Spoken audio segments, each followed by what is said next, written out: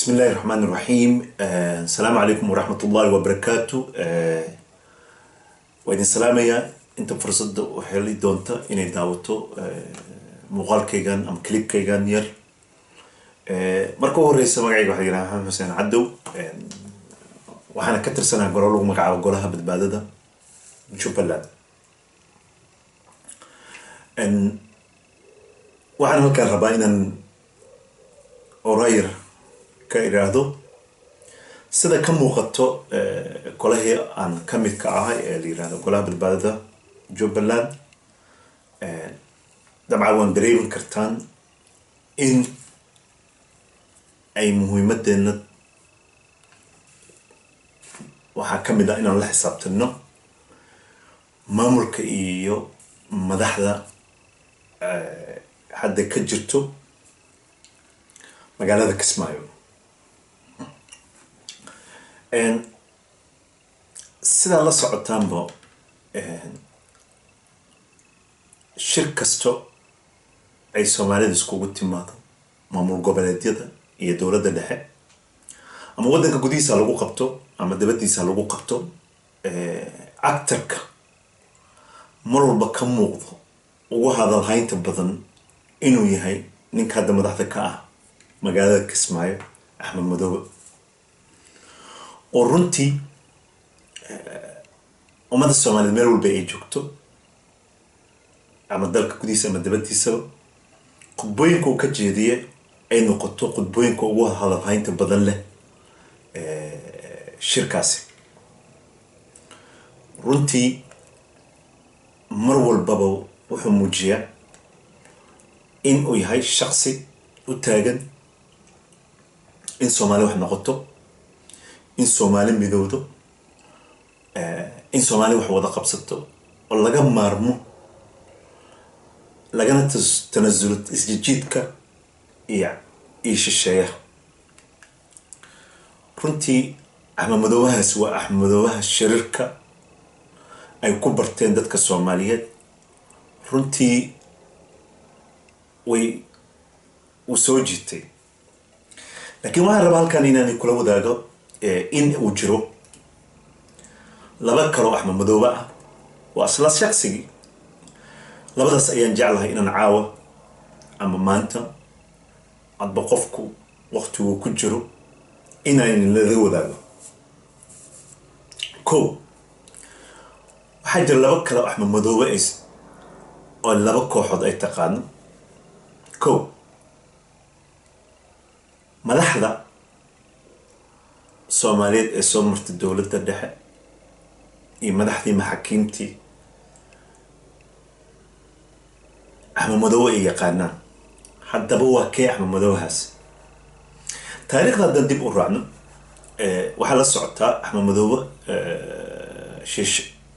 siyaasadda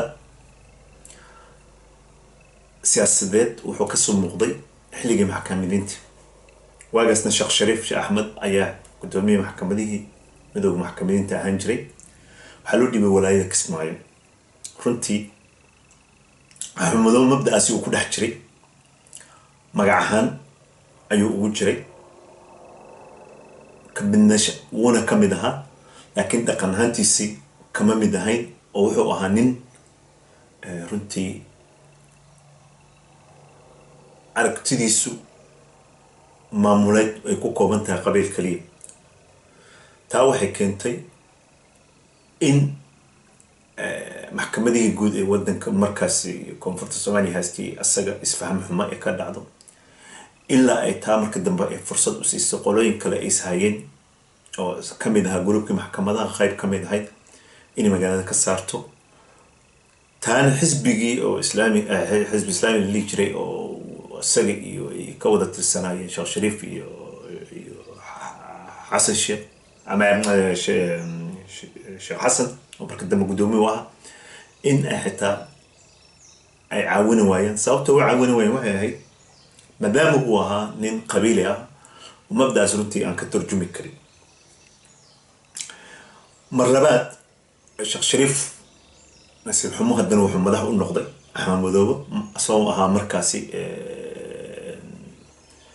سوى مركزي ها madaxweyne ku-meel gaarka ahayd ee dowladdii lasoo dhisay dhamaadkii 2009 magaalada Djibouti. runtii Axmed waa la socotaan waa ka dhirigsantihiin maalin axad oo 16 Oktoobar 2011 ayadoo dowladda Soomaaliyeed ka warqabin ayuu ciidan shisheeye waddanka soo geliyay oo ka socda wadamada dariska ah. runtii arrintaas Shariif uu ka dhiidhiyay uu diiday laakiin dhaq jaloq looma siin ciidankaasi shisheeye iyo ciidamo beeleedyadii oo watay ayuu maamul ku dhistay. maamulkaasi oo hadda muddo 8 sano ku dhow ilaa hadda uu ku joogaa. rag asaga la shaqeynayay waagaas unbaa haddana weli la shaqeeya. dowladda Xasan Sheekh ayaa timid 2012 ayaduna waxay isku dayday in maamulku uu markaasi ay la dhisaan maadaama dowlad federalism ay timid oo deegaanku dadka daga u dhan ay representative ama dad mathala iyo la tashi maamul oo loo wada dhanyahay la subsado uu ka diiday. maamul ayuu meesha ka dhistay ilaa ugu dambeyntii dowladdii Xasan Sheekh ay u xalaaleyso heshiiskii Ethiopia kusoo wada galeen kaasi oo Xasan Sheekh lagu qanciyay laba qodob. qodobka koowaad ninkan in uu ku meel gaar ahaan 2 sano u haynayo kadibna uu doorasho qabanayo. laba in dekada Kismaayo iyo airportka muddo 6 bilood gudahooda lagu soo wareejin doono dowladda guud. marka Axmed oo shirkaagii Belgium Axmed wuxuu ka yiri shirkiisa Belgium waxaa jirta isla xisaabtan la'aan. Axmed oo Soomaaliya ahayn qofkii ciidan shisheeye adigoo dowladda iyo dadka Soomaaliyeed aysan raalli ka ahayn inaad waddanka Soomaaliya soo geliso oo ilaa hadda ay joogaan. Axmed oo Soomaaliyid shaqsigii ballan qaaday 2 sano kadib inuu doorasho xalaal qabanayo oo dadka dhan iskugu yeerayo. Axmed oo Soomaaliyid shaqsigii airportkii dekada 6 bilood kadib ballan qaaday inuu wareejinayo.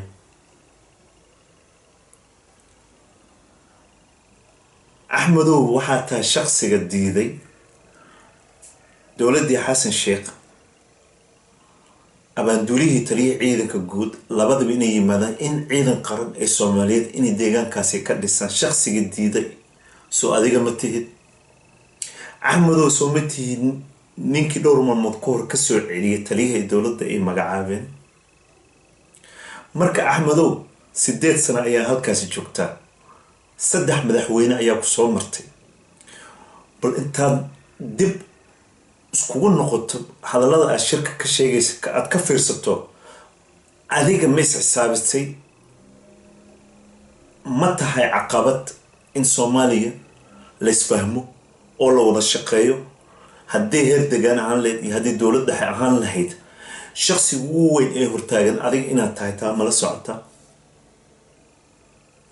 mise dhagahaaga iyo afkaagu isma maqlaan miya. runtii Axmedka haddaan ka soo sheekeeyay waa Axmedkii ay madaxda taqaaneen. bal aan eegna Axmedka ay dadka deegaanka yaqiineen ay yaqaanaan macnaha. horta runtii nasiib xumo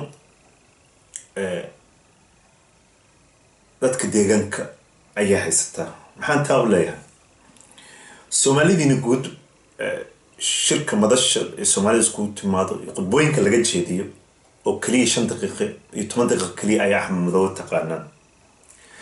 madaxda haddaan ka soo sheekeeyay ee dowladana waxay yaqaanaan 4 sano 2 sano 3 sano ayay yaqaanaan oo way ka tageen isbeddelna 3 madaxweyne hadda soo bedeshay ayaan laakiin intaas sano oo isku daray dadka deegaanka ayuu ninkan la joogay. haddaba Axmed Madoobe dadka deegaanka ay yaqaanaan ayaan idin baraynaa. runtii aniga waxaan ka mid ahay dadka deegaanka ah. Axmed Madoobe maamulkiisu ma ahan maamul ay horta dadka deegaanka dhan u sameyn yihiin, ma ahan maamul cadaaladiisa ay u sameyn yihiin dadka deegaanka, ma ahan maamulka Axmed Madoobe saddex shayba uma roono. dadku uma roono, xoolaha uma roono, dhirta uma roono. maxaan taa u leeyahay? sidaa la socotaan Axmed Madoobe boqolkiiba 60 dadka deegaanka magaalada Kismaayo uu gacanta ku hayo, ama aan dhihi karo 70 uu soo musaafuriyey, qaar uu xiro, qaar uu dilay, qaar uu musaafuriyo kasoo dhigay. taa waxaa dheer dadka deegaanka degan runtii waa dad ay noloshooda ku salaysan tahay waxa la yiraahdo xoolo dhaqato boqolkiiba 80. runtii taas wuxuu bilaabay inuu dabargoyn ku suubiyo dhirtii si uu asagoo canshuur uga helo. sidaa la socotiinba sanad walba magaalada Kismaayo waxaa laga dhoofiyaa 4 milyan oo kiish oo dhuxul ah. lacag cadadkeeda uu dhan yahay 120 milyan oo dollar oo canshuur ayuu ka helaa. runtii lacagtaasi ma aha lacag kusoo noqoto dadka deegaanka oo isbitaallo, iskuullo, wadooyin wax tar dadku u leh ama mashruuc horumar noloshooda shaqooyin u abuuraya ah kuma fuliyo. wuxuu jeebkiisa kasta iyo wuxuu maleesiyaadkiisa asaga la shaqeeyo uu siiyo.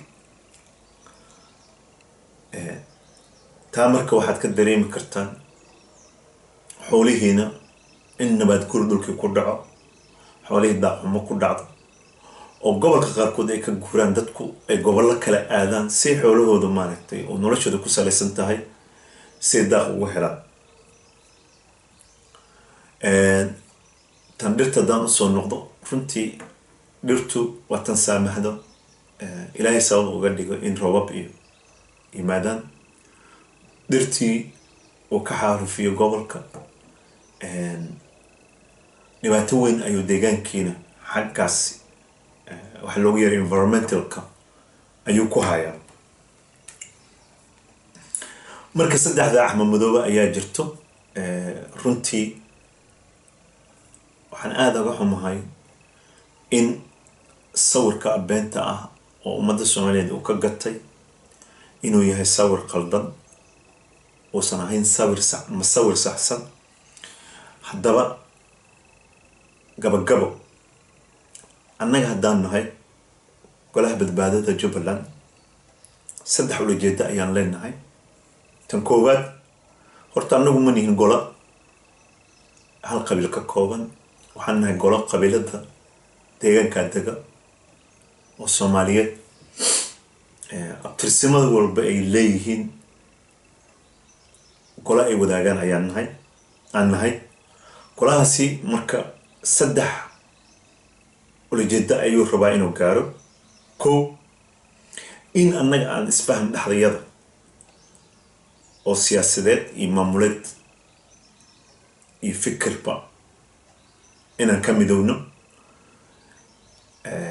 si ay u saamaxdo beriti haddii maamul qaybsi iyo nidaam yimaado inaan dadka deegaanka ka dhaadhicino qabiil wax tari maayo, in cadaalad ayaa wax tarto, si xaq aan wax loo qaybsado. runtii waxaan aad iyo aad runtii kasoo horjeednaa orahdii shirka carta ahayd xaq marne xal ayaan rabnaa. 18 sano ayaa kasoo wareegtay. xalkii muxuu keenay? xalka waa kan hadda Axmed Madoobe ku joogo asagoo Soomaali dowladii raalli ka inay ummadda Soomaaliyeed raalli ka ahayn ciidan shisheeye soo geliyay اللي يري حق مرنة حل ما أسكهلنه حل ولا جهل الله هو توجيته ملو بالصومالي اللي بعت أيها كتاجن ورطنا أوراد اسمه أمسن أنا أمسن هاي إن دبوشيسين ضبطة وقبل كقدرة ذاتك ديجان كسكوي ماذا سيف عن أي وضع الله حقوق ضد أكل قيب سدان ليس احترامه كدبنا مامل ماشاس أي كردستان عدة دون تهوجه مسو قبل كدونها كي ماذا مهمة التاس أنجا نوعاً أنت سيان أيان كشقيننا قدر كل وضع كشقيننا واحد تايب سيد عجلة إذا عاود كي جانا ممانتا إذا كجمو خطو الحساب تنكا ما ملك كسمايو ورنتي عن مرو البابا لبعتدو دتكو كوهاي ديجان كا لبعتدو مدة الصومالية كوهاي إن قرنمي شرفت الأسبوع عشتو إن كهذا النو قدر كسدحات وحن رالي كاهين عندك قراهان قبل كسوه كويا قبل حكومة قبل الصومالية mana lagala Kenya mana lagala Ethiopia قبل الصومالية dadka degan waa Soomaali taladiisa iyo xukunkiisa inuu labada daris nala ah wadamadaas u wareejina raali ka manihin saddexda qodob ayaan u dhisanahay insha Allah umada ka soo jeeta deegaankaas danaynaysa in wax badan ay ka ogaato golaheena ونقل سو حرير دون ونقل سو حرير كرتان عوان كان إيميل كان يا ماشي صادق دونا وأنا ما سنتين السلام عليكم ورحمة الله وبركاته